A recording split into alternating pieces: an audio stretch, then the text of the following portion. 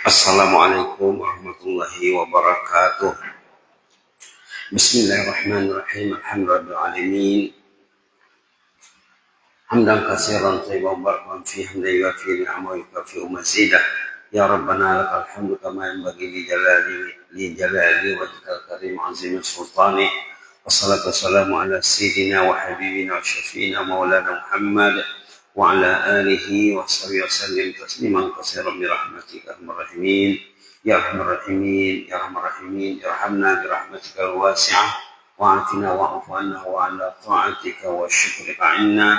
Allahumma ighfir lana dhanbana kullahu dikkahu wa jillah wa awwalahu wa akhirahu wa 'alaniyatahu wa sirrah wa ighfir lana wa lil hadirin min al-ghaibin al-muqimin al-musafirin bi rahmatika arhamar rahimin. Alhamdulillahirabbil alamin. Di pagi yang mulia ini kita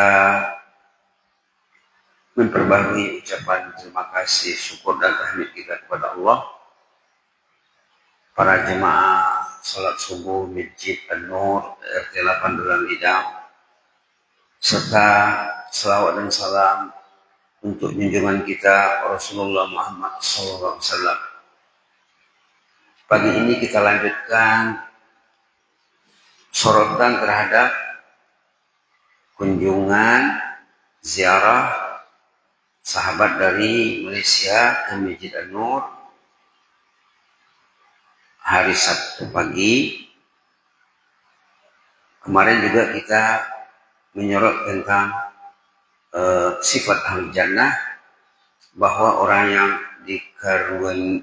dikaruniai Allah 3 orang putri, dididiknya dengan baik, salatnya, akhlaknya, ibadatnya, tingkah lakunya. Kata Rasulullah, orang itu bersama Rasulullah dalam surganya Allah, dalam jannah. Ada sahabat yang bertanya, kalau tidak sampai 3 orang, kalau 2 orang saja macam mana? Kata Rasulullah, 2 orang pun juga. Ada lagi sahabat bertanya, kalau 1 orang macam mana? Kata Nabi, 1 orang pun insya Allah akan bersama Rasulullah di dalam surganya Allah. Mudahnya jalan ke surga. Di samping kita dikaruniai Allah, diberi Allah nikmat anak perempuan, anak lelaki, Allah memudahkan kita untuk di jannah melalui pendidikan kita terhadap anak tersebut. Di sini dikutipkan pesan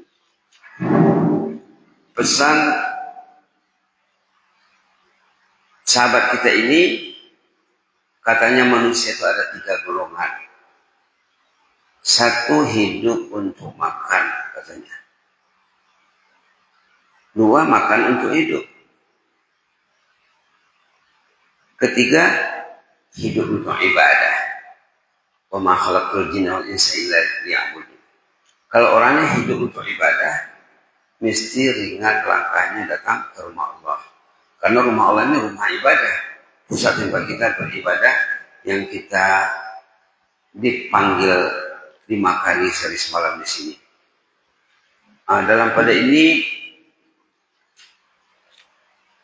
terkait dengan ziarah beliau ke sini sebagai meluahkan, mengungkapkan rasa cinta dan kasih sayang kepada kita,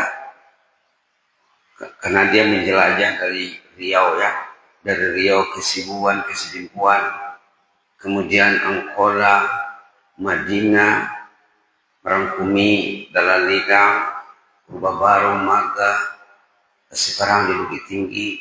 Di sana pun banyak yang diziarinya, termasuk sekolah-sekolah terkemuka di sana yang dipimpin oleh alumni dari Libya. Dan seterusnya akan ke Padang, dan antara Bukit dan Padang juga banyak agendanya di sana.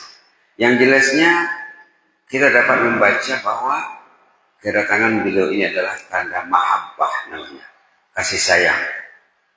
Dalam hadis dulu sudah pernah dikemukakan ada 7 golongan manusia yang akan dinaungi nanti dari kiamat.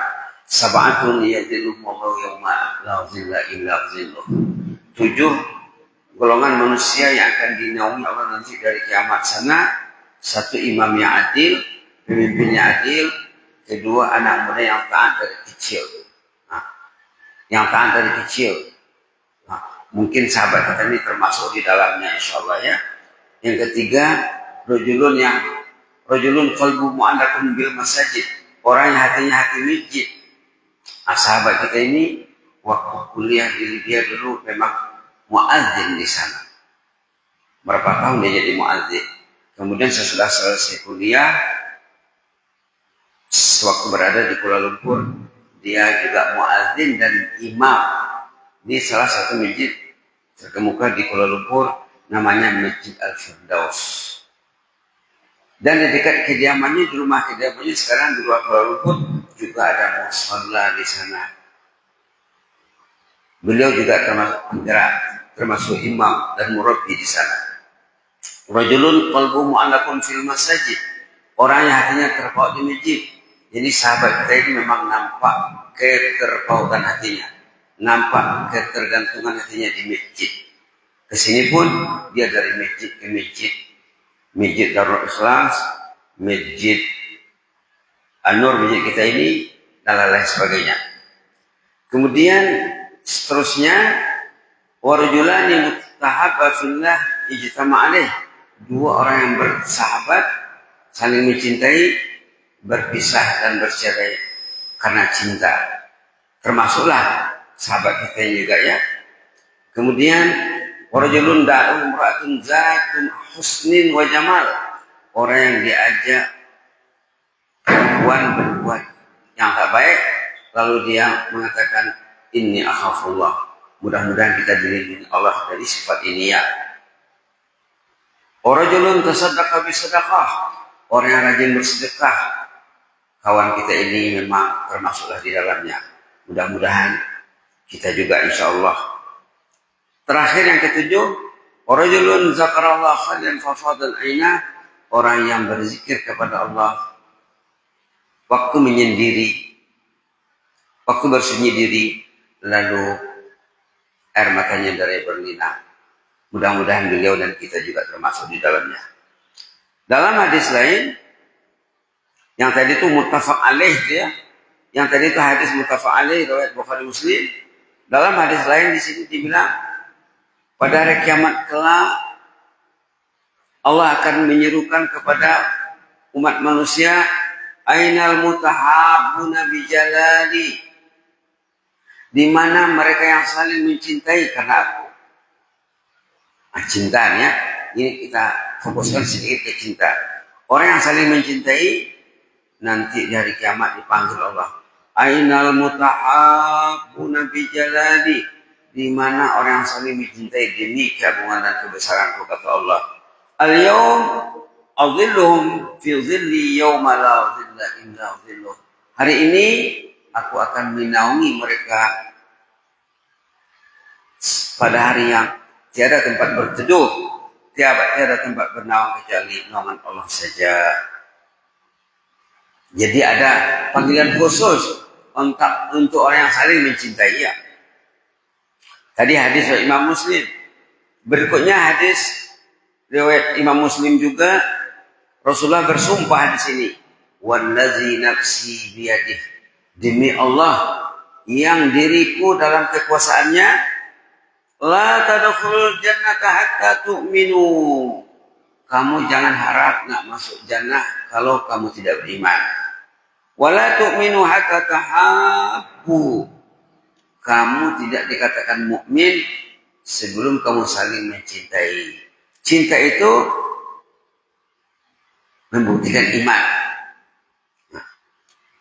Lalu Nabi melanjutkan, ala adullukum ala syai'in idza fa'altumuh tahabbtum. Maukah kalian kutunjuki, kuajar amalan yang bila kamu lakukan kamu akan saling mencintai. Afshus salama bainakum, banyakkan menyebarkan ucapan salam. Assalamualaikum, waalaikumsalam, assalamualaikum warahmatullah, waalaikumsalam warahmatullah, assalamualaikum warahmatullahi wabarakatuh, waalaikumsalam warahmatullahi wabarakatuh. Kata Rasulullah, sallallahu alaihi wasallam. Kemudian dalam cinta ini juga kita disunatkan, dianjurkan. Nah, ini yang belum ada dalam komunitas kita ya. Kita dianjurkan meluahkan, menyatakan cinta kita kepada orang yang kita cintai. Hadis daripada Ikrimah Miqdad bin Ma'di Karib radhiyallahu anhu, Nabi pernah berpesan katanya, "Iza ahabbar rajulu akhah falyukhbirhu annahu yuhibbuh." Apabila kamu mencintai sahabatmu, kasih tahu dia. Kasih tahu dia. Apa ucapannya? Inni uhibbuka fillah. Kemarin dengan Syekh itu saya sempat bilang sama dia ya. Ini yang masih hilang dalam masyarakat kita lah. Kalau kita jumpa sahabat yang kita cintai, inni uhibbuka fillah. Inni uhibbuka fillah. Jawabannya ya bisa dijawab nih ya. Minimal jawabannya ahabbakallah. Ahabbakallah alladzi ahbabtanillah ataupun ahabbakallah alladzi ahbabtani fihi. Ini sama dengan ungkapan greetings, penghargaan, doa jazakallahu khair ataupun barakallahu fiik. Jadi tidak hanya salam saja ya. Tidak hanya salam saja, assalamualaikum, waalaikumsalam. Inni uhibbuka fillah.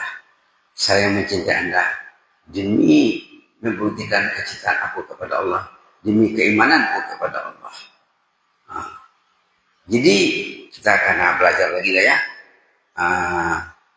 Belajar lagi.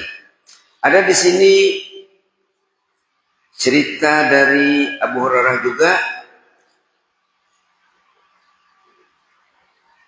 Ini bab cinta dan ziarah, seperti mana yang diamalkan oleh syekh kita yang dari Malaysia. Anna rajulan zara akhan lahu fi qaryatin ukhra. Ada seorang saudara menziarahinya di negeri lain. Dari Malaysia datang ke Indonesia, datang ke Baromun, datang ke Selimpuan, datang ke Madinah, datang ke Bukit Tinggi, menyupai kawannya. Fa arsadahu lahu ala madrajatihi malakan. Orang yang ziarah orang lain untuk ziarah secara Islam, katanya ada malaikat yang mengikorinya. Ada malaikat yang mengikutinya. Diiringi oleh rombongan malaikat. Mengatakan, innallaha qad ahabbaka kama ahbabtahu fihi. Allah mencintaimu sebagaimana kamu mencintai saudaramu demi ridha Allah. Demi ridha Allah. Hebatnya ya. Jadi kalau kita pergi jumpa sanak saudara, kadang-kadang waktu ada undangan, ada perkawinan, di samping kita niat memenuhi undangan, kita niatkan ingin ziarah. Agar nilai ziarah kita, nilai kepergian kita ini semakin tinggi nilainya, semakin maksimal insyaallah. Pagi ini itu saja dulu ya. Mudah-mudahan kita ingat tadi 3 kelompok orang yang dibilang oleh Syekh itu. Ada orang hidup untuk makan. Hidup untuk makan. Sama dengan dalam Quran disebut yatamatta'una wa ya'kuluna kama ta'kul an'am. Orang itu makan bersenang-senang seperti binatang. Subhanallah. Ayat dalam surah Al-Hijr. Allah mencela orang yang hidup untuk makan. Surah Al-Hijr juz 14. Ya'kuluna wa yatamatta'una wa yulhihim amal. Mereka makan, minum, lalai, mereka dianyutkan oleh angan-angan yang kosong. wa sawfa ya'lamun. Ini surah Hijr. Satu lagi ayat yang dimaksudkan tadi surah Muhammad.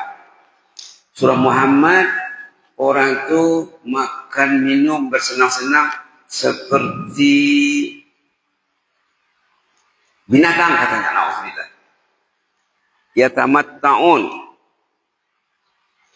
Yatamatta'una wa ya'kuluna kama ta'kul an'am wan nar maswal lahum. Orang yang dia hidupnya untuk makan sama dengan an'am, katanya nauzubillah, sama dengan lembu, kambing, kerbau, unta, wan nar maswal lahum. Neraka menunggunya kalau hanya hidup untuk makan. Nauzubillah. Ada pula makan untuk hidup. Hampir sama juga ya.